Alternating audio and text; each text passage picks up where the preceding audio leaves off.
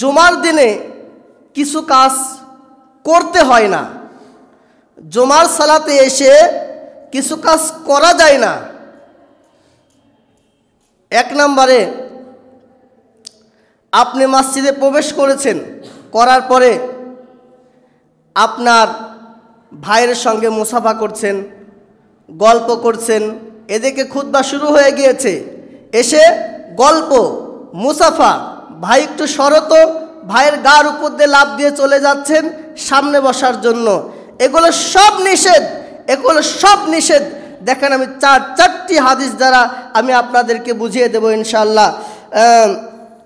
সহিহ বুখারী হাদিস নাম্বার 394, আবু হুরায়রা রাদিয়াল্লাহু তাআলা আনহু বলেন, রাসূল সাল্লাল্লাহু আলাইহি ওয়াসাল্লাম বলেছেন, ইজা কুলতা লি সাহিবিকা ইয়াউমুল জুমআ, যখন জুমার দিন ইমাম সাহেব খুতবা প্রদান করছেন, এমন সময় তুমি তোমার কোনো বন্ধুকে আংসিত, এই চুপ করো, কথা বলে না, চুপ করো, পাশের বন্ধুকে বলছেন চুপ করো, এই চুপ করো এই কথাটুকু বলার অধিকার আপনার নেই, এ কথা আপনি বলতে পারবেন না।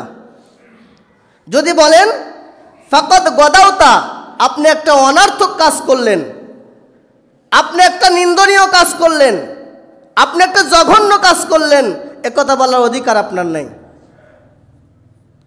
এমনকি আরেক একটি হাদিসে এসেছেন, আব্দুল্লাহ ইবনে মাসউদ বলেন, যে ব্যক্তি মসজিদে প্রবেশ করার পরে ইমাম সাহেব যখন খুতবা দেওয়া শুরু হয়ে গিয়েছে, তখন কথাবার্তা বলা, পাশের বন্ধুকে চুপ করানো, এমন কথা যদি বলে, তাহলে বলছেন তার জুমার নামাজই হবে না, সে জহরের সওয়াব পাবে, তার জুমাই হবে না, জহরের সালাত পাবে, জহরের সালাতের সওয়াব পাবে। তবে উপস্থিতি, এই একটা হাদিস থেকে আমরা বুঝতে পারলাম যে পাশের মানুষকে আমরা চুপ এ কথা বলার অধিকারও রাখি না যখন ইমাম সাহেব খুতবা শুরু করে দেয়। 2 নম্বর হাদিস দেখেন, আবু জার রাদিয়াল্লাহু তাআলা আনহু থেকে বর্ণিত, হাদিসটি সহিহ আত-তারগিব, নাসিরউদ্দিন আলবানী নিয়েছেন 718 নম্বর হাদিস। আবু জার রাদিয়াল্লাহু তাআলা আনহু থেকে বর্ণিত, তিনি বলেন যে আমি একদিন রাসূল সাল্লাল্লাহু আলাইহি সাল্লাম খুতবা দিচ্ছেন, খুতবা চলছে, এমন সময় আমি উবাই ইবনে কাবের কাছে বসলাম। বসার পর দেখলাম আল্লাহর নবী সূরা তাওবা তেলাওয়াত করছে। আমি উবাই ইবনে কাবকে বললাম যে এই সূরা তাওবা আবার কখন নাজিল হলো, কবে নাজিল হলো?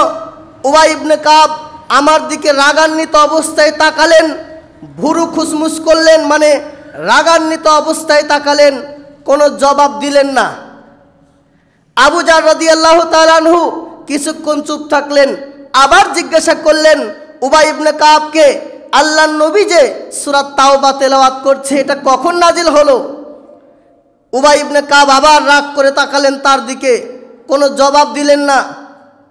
আবু জার আবার চুপ থাকলেন, কিছুক্ষণ পর আবার প্রশ্ন করলেন, উবাই ইবনে কাব, আল্লাহর নবী যে সূরা তাওবা তেলাওয়াত করছে, এটা কখন নাজিল হলো? উবাই ইবনে কাব তিনি কোনো কথা বললেন না, রাগান্বিত অবস্থায় আবার তাকালেন। এইভাবে কোনো উত্তর না দিয়ে আল্লাহর নবী যখন সালাত শেষ করলেন, শেষ করার পরে আবু জার উবাই ইবনে কাবকে বলছেন যে উবাই ইবনে কাব, তুমি কি আমার উপর রাগান্বিত হয়েছো? আমি যে তোমাকে বারবার জিজ্ঞাসা করলাম, এর জন্য কি রাগান্বিত হয়েছো? তুমি তো আমার প্রশ্নের উত্তর দিলে না। তখন উবাই ইবনে কাব বলছেন যে তুমি আমাকে যে প্রশ্ন করেছো, যে কথাটুকু বলেছো, এই কথাটুকু তুমি অনর্থক কথা বলেছো। জুমার দিনে তোমার জুমার ফজিলত হারিয়ে গিয়েছে, এই সওয়াব তুমি পাবা না। এই অনর্থক কথা বলার কারণে তোমার সব নষ্ট হয়ে গিয়েছে। যখন এই কথা শুনলেন, আবু জার আল্লাহর নবীর কাছে বিচার দিলেন, ইয়া রাসূলুল্লাহ, উবাই ইবনে কাবকে তো আমি খারাপ কিছু বলিনি, আমি খারাপ ভাষায় ডাকিনি, খারাপ কিছু জিজ্ঞাসাও করিনি, আমি শুধু বললাম যে আল্লাহর নবী যে তেলাওয়াত করছেন সূরা তাওবা, এটা নাজিল হলো কখন? তিনি আমার উত্তর দিলেন না। নামাজ শেষ করে বলছেন যে তুমি এই কথাটুকু বলার কারণে তোমার জুমার ফজিলত থেকে তুমি বঞ্চিত হয়ে গিয়েছো। আল্লাহর নবী, এটা কি ঠিক? আল্লাহর নবী বললেন, আবু জার, উবাই ইবনে কাব যা বলেছেন সেটাই সত্য, তুমি হচ্ছে জুমার ফজিলত থেকে বঞ্চিত হয়ে গিয়েছো, তুমি শুধু জোহরের সওয়াব পাবা, জুমার সালাত পাবা না। তো প্রিয় উপস্থিতি, এই হাদিস থেকেও আমরা বুঝতে পারি যে জুমার খুতবা চলাকালীন কোনো রকম কথাবার্তা বলা যাবে না, কথার উত্তর দেওয়া যাবে না। 3 নম্বর, আব্দুল্লাহ বিন আমের রাদিয়াল্লাহু তাআলা আনহু হতে বর্ণিত, তিনি বলেন রাসূল সাল্লাল্লাহু আলাইহি ওয়াসাল্লাম বলেছেন, আবু দাউদ হাদিস নাম্বার 347, যে কোনো ব্যক্তি জুমার আজান পড়ে গেল, বাসায় গোসল করবে, সুন্দর পোশাক পরবে, স্ত্রীর কাছে যদি ভালো আতর থাকে, ভালো সুগন্ধি থাকে, সেই সুগন্ধি মেখে নিয়ে জুমার সালাতে আসবে। এসে মসজিদে কোনো মানুষের সঙ্গে খুতবা শুরু হয়ে গিয়েছে, অনার্থক কোনো রকম কথা বলবে না, একদম চুপচাপ, কোনো মানুষকে ফাঁকা করে মানুষের ঘাড়ের উপর দিয়ে টপকিয়ে যে সামনের কাতারে বসবে এটাও করবে না। শুধু তার নিয়ত, আমি যে সোজাসুজি যেখানে জায়গা পাবো সেখানেই বসবো, কোনো নড়াচড়া হবে না, কোনো কথা হবে না, আমি আল্লাহ তাআলার এই সওয়াব, এই প্রতিদান নিতে চাই। যদি চাই, যদি এমনই করে, সব কিছু করে মসজিদে এসে যেখানে জায়গা পেয়েছেন সেখানেই বসেছেন, কারোর সঙ্গে কথাবার্তা বলেননি, লড়াচড়া করেননি, কোনো ময়লা আবর্জনা হাত দিয়ে ফেলাননি, কিচ্ছু করেননি, তাহলে আল্লাহর নবী সাল্লাল্লাহু আলাইহি সাল্লাম বলছেন যে তার এক জমা থেকে আর এক জমা 7 দিন, এবং বলছেন আরও 3 দিন অতিরিক্ত পাবে, সে 10 দিনের গুনাহ আল্লাহ রাব্বুল আলামিন ক্ষমা করে দেবেন। সুবহানাল্লাহ, 10 দিনের গুনাহ আল্লাহ রাব্বুল আলামিন ক্ষমা করে দিবেন, মাফ করে দিবেন। আর যদি কোনো মানুষ মসজিদে এসে মানুষকে এভাবে ফাঁকা করে করে তার কাঁধের উপর দিয়ে টপকিয়ে সামনের কাতারে এসে বসবে, তার ফাঁকা জায়গা পূরণ করবে, এরকম করে আর এসে মানুষের সঙ্গে কথাবার্তা বলে, তাহলে সে ওই 10 দিনের গুনাহ মাপ পাবেই না, এবং তার জুমা বাতিল হয়ে যাবে, সে জোহরের সালাতের সওয়াব পাবে। এজন্য প্রিয় উপস্থিতি, আমরা অবশ্যই লক্ষ্য রাখব যে মানুষকে যেন আমরা কষ্ট না দিই। অনেক সময় একজন মুসল্লি মনোযোগ দিয়ে এই তার তেলাওয়াত শুনছে, আলোচনা শুনছে, আপনি যখনই এইভাবে হাত দিলেন, এভাবে তাকাবে, তার আমার মনোযোগ হারিয়ে যাবে, মনোযোগ নষ্ট হয়ে যাবে। এজন্য এরকম কাজ করা যাবে না। এমন কাজ করলে পারে আল্লাহর নবী বলছেন আপনার জুমার সালাতের ফজিলত থেকে আপনি বঞ্চিত হয়ে যাবেন। 4 নম্বর, আব্দুল্লাহ বিন আমর রাদিয়াল্লাহু তাআলা আনহু থেকে বর্ণিত, তিনি বলেন যে রাসূল সাল্লাল্লাহু আলাইহি সাল্লাম বলেছেন 3 ধরনের ব্যক্তি জুমার সালাত আদায় করতে আসে। 3 ধরনের ব্যক্তি জুমার সালাত আদায় করতে আসে।